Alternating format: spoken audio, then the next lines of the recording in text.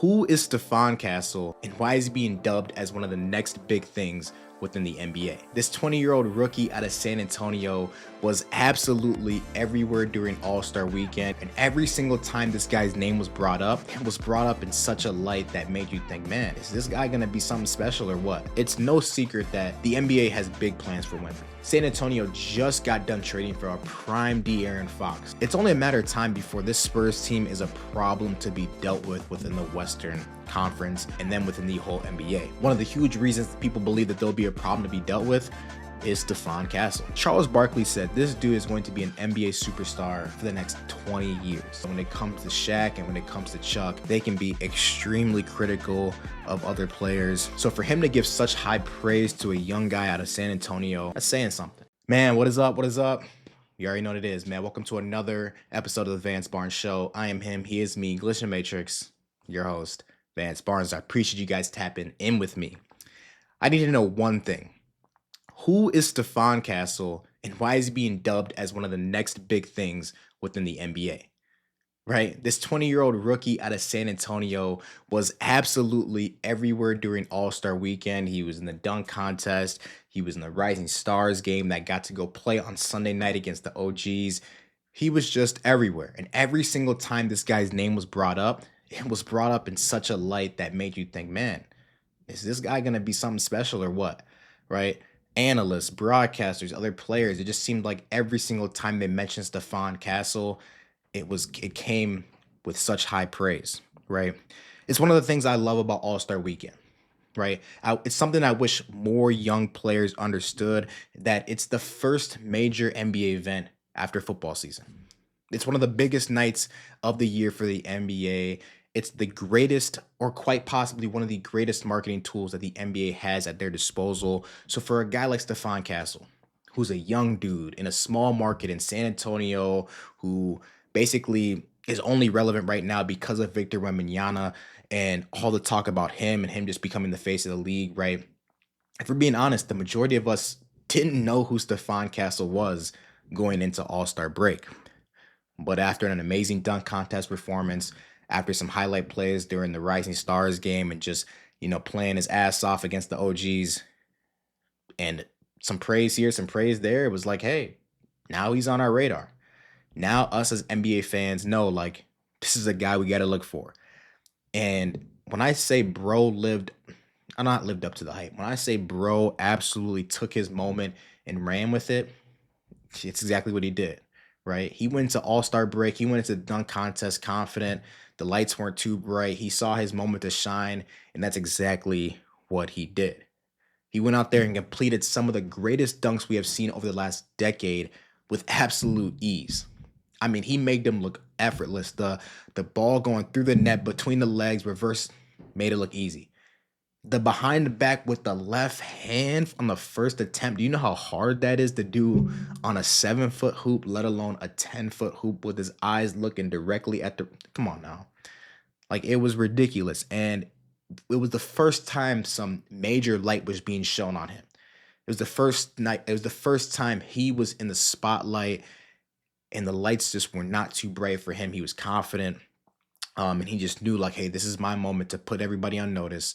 And that's exactly what he did. Because I'll say this, I said I wish more young players understood how important it was for them to go to All-Star weekend. And it's not just the competitions. It's not just a weekend where you show up, you show face, and you leave. Like, no.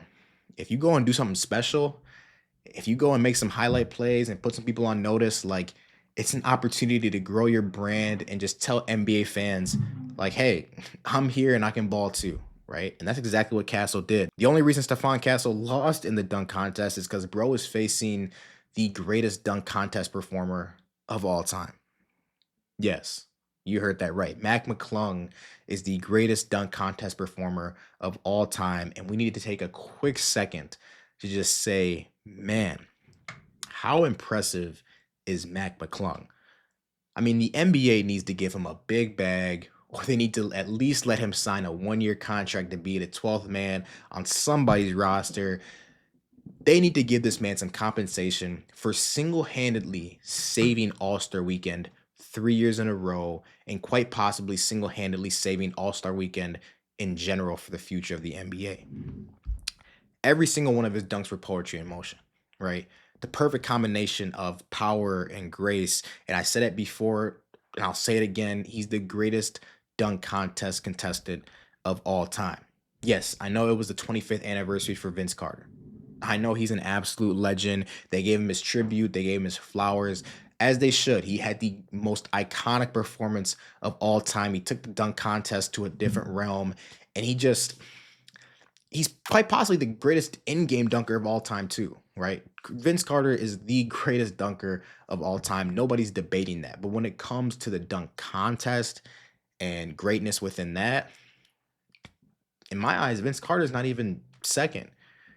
He's third right now, right? He wasn't even second. One thing I noticed throughout the whole dunk contest broadcast is they failed to mention, as much as they mentioned some other guys, they failed to mention one name, and that's Zach LaVine. Zach LaVine, before McClung took the title and took the crown as the greatest dunk contest winner of all time, Zach LaVine was the greatest dunk contest participant of all time. Back-to-back wins. 2016 was the greatest contest of all time. We could easily just be talking about Aaron Gordon in the same position, but no, it is Zach LaVine. And now McClung, who has done something that nobody has ever done before, back-to-back-to-back, three-peat, three in a row. Yeah, man, the NBA needs to give him his money and give him some sort of compensation for single-handedly saving NBA All-Star Weekend yet again. But back to Stephon Castle, man. Came as a surprise to me. And one thing that I was really like, all right, let me go watch this guy's film. Let me go see what this dude is about. Is Charles Barkley said this dude is going to be an NBA superstar for the next 20 years. Now, yes, Chuck says a lot of things. Some valid, some not so valid. But one thing we know about Charles Barkley is that when it comes to Shaq and when it comes to Chuck, they can be extremely critical of other players, especially young. So for him to give such high praise to a young guy out of San Antonio, that's saying something. That's saying something. It's no secret that the NBA has big plans for Wemby, right? It's no secret that they're looking to make the alien one of the faces of their league, a leader of this new generation as this older generation leaves. And in his first of many All-Star appearances, which was this year, the league is gearing up for him to take over. It's obvious, right? The league is gearing up for him to take over and lead this new generation, like I just mentioned. San Antonio just got done trading for a prime De'Aaron Fox. The same De'Aaron Fox that helped lead Sacramento to their first playoff berth in what seemed like 20 years, almost upset the Golden State Warriors. It's only a matter of time before this Spurs team is a problem to be dealt with within the Western Conference and then within the whole NBA. One of the huge reasons that people believe that there'll be a problem to be dealt with is Stephon Castle, a guy who in his rookie season is averaging 12, 3, and 2 on just 25 minutes a game, right? And I get those numbers might not scream future star, but keep in mind, like I just said, 25 minutes a game. And when you watch the film, when you actually watch the guy play, his guy jumps out on you and it's like, hey, he can defend, he can shoot, he can get to the rim. And it's just like you pair that with Wemby and De'Aaron Fox. Yeah, he's set up for major success.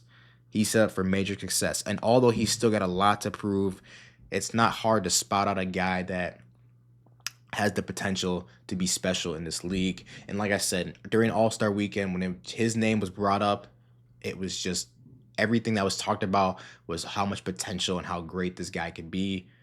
So I guess, hey, we're here to find out.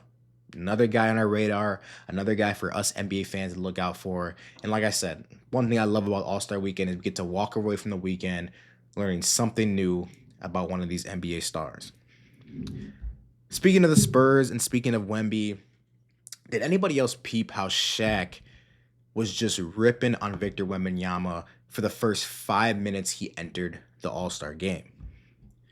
I now see, right, I kind of try to fight it a little bit, but I now see the exact reason why the NBA doesn't really like the inside crew at TNT and why this inside the NBA TNT crew is basically losing their jobs, right? If we're being honest, why the NBA decided to go with a different, I forgot who they decided to go with, but they decided not to go with TNT for their last year.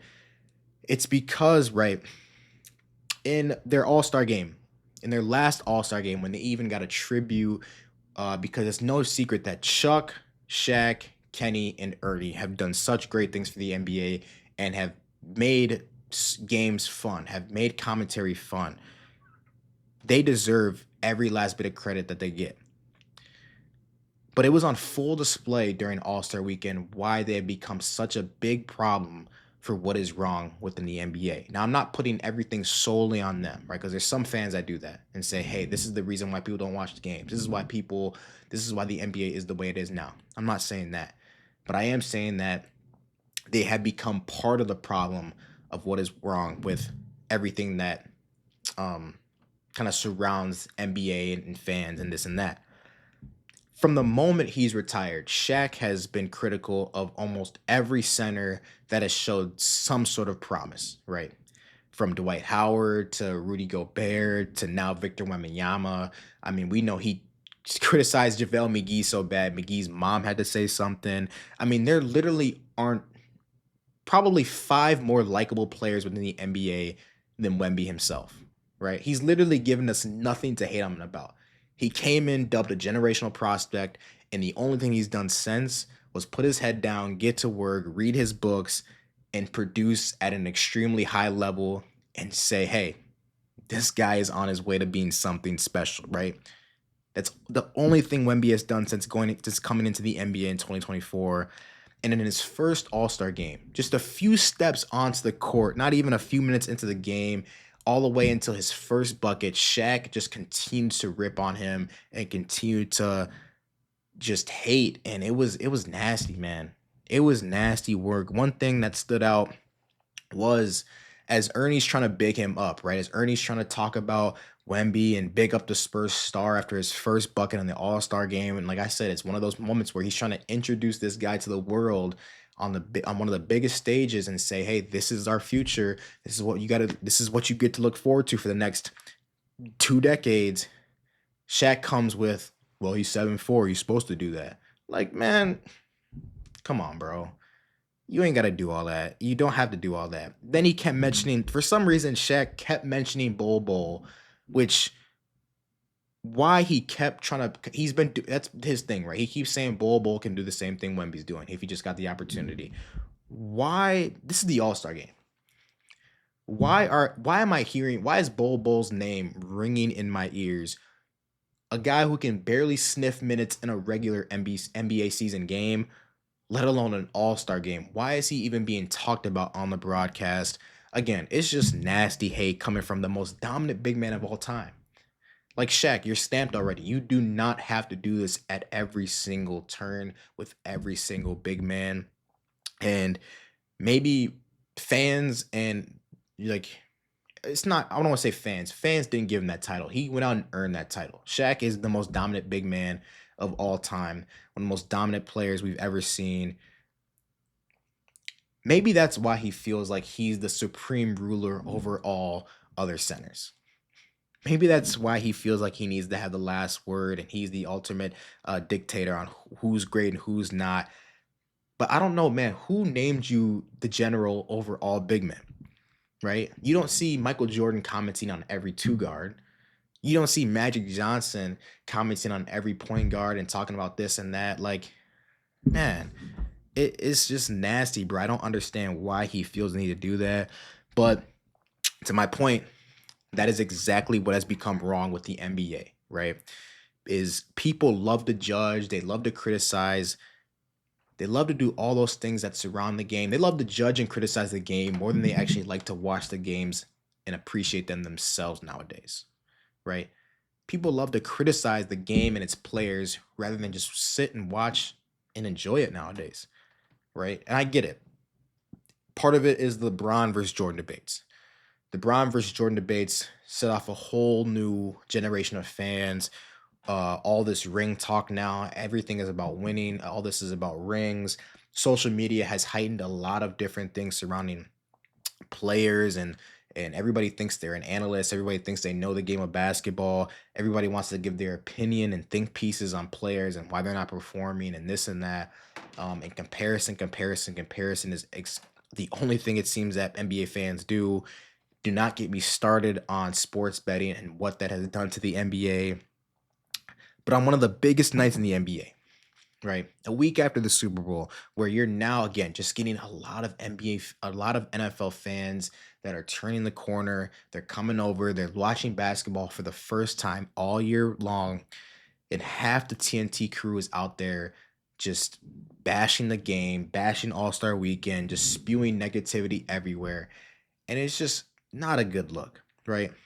Draymond Green publicly kept showing his disgust for the All-Star format and NBA All-Star weekend and what the league has done to it, which I agree with him a little bit, right?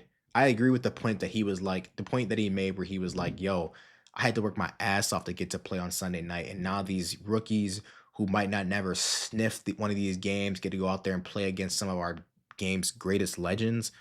I get that. Like, yes, nobody wants to go see Zach Edey play against LeBron and Steph Curry and those legends. Like, not yet. While I agree with him a little bit on that and I see his points, that's where the conflict comes in with having a current player being able to be on the broadcast. It becomes tricky, right? Because I know Adam Silver was hot. It's just you just cannot do that. As a current player who's trying to grow the game and be an ambassador for the game, you just cannot do that on a night where you guys are getting the most eyes you guys will get until probably an NBA Finals game, right? A current player on live TV couldn't hold his water, couldn't bite his tongue, and show a little bit of professionalism as far as talking about the game, something new that the league is trying to do, because honestly, your generation messed it up. And not his generation, because it happened before Draymond. Like the All-Star games have never been competitive, but that generation made it to the point where it was like, all right, something needs to change. We saw the guys go out last year chucking up 3/4 shots. Anthony Edwards not trying during the skills competition. It just, again, they're trying to bring excitement back to the game. They're trying to bring something and just try something new. And here you are on live TV, just bashing it, showing disgust, not even letting your colleagues get a word out because you just want to talk about how disgusted you are with the format. It's just not what the game of basketball needed, right? The future of the NBA, a guy who you're hoping can be the face of this new generation, and Victor Wembanyama in his first All-Star appearances, and one of the greatest ambassadors this league has, one of the most famous people on the planet, and Shaquille O'Neal, took the first 5 minutes of him being on the court to just completely dog him out, completely bash him, completely disrespect him. It was just nasty, man. And that TNT crew has to realize that us as fans watch the games for the game. We tune into the games to watch the game, watch the players, watch the teams. While we love TNT, while we love the crew and their commentary and their banter and their the comedic dialogue that they bring, you guys have to realize you aren't the reason we watch the games, right? I think at some point, and I'm more so talking to Chuck and Shaq, at some point you guys have to realize just because you guys are legends, just because you guys did your thing when you played, it doesn't mean you're bigger than the game itself. We come for the games, not you. But I guess that's why they're losing their jobs, and I guess, right, it's just part of the problem of the NBA now. So while it sucks, and I don't think it'll ever change because debates, comparisons will just continue to come on, criticism and judgment will just continue to go. Don't even get me started on the fans upset at LeBron James for sitting out of the All-Star game and announcing last minute that he wasn't gonna play and taking a picture with the team with his. I just don't even get me started on that. Don't even get me started on that. So that's another conversation for another day. But man, if you made this far, like, comment, share, subscribe. The best form of marketing is still word of mouth. So tell a friend, tell a friend's friend. Until next time. Peace.